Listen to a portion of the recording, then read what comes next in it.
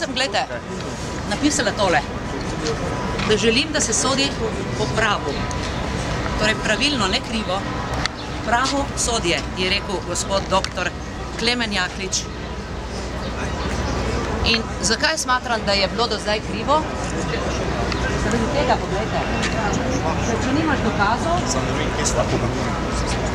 Ja, tukaj sem, da tudi sam povem, da kar se te zadeve tiče, tega sojenja, sem osebno prepričan, da Janez Janša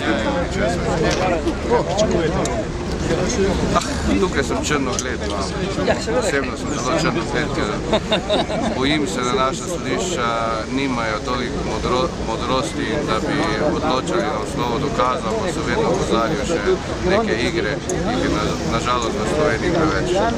Zato, da bi pokazali, kakšno je naše sodstvo, da se ne strinjamo s tem in kar plačujemo državljani, pa še Evropi fejst drago plačujemo penale, pa se ubadajo s takimi stvarmi, ker sploh niso merodajni.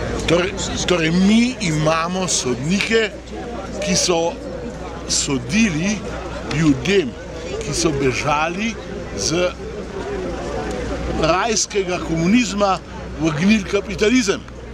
So jih takrat obsojali, danes je pa vrhovni sodnik. To ni nikjer na svetu. Vidimo, da se te stvari ponavljajo iz leta v let, stvari se podaljšujejo, se zavlačujejo, agonija je velika, zato smo tukaj.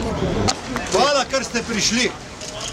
Danes pričakujemo ponovno obsodbo, ker je to bila že na prvi stopnji največja kršitev človekovih pravic.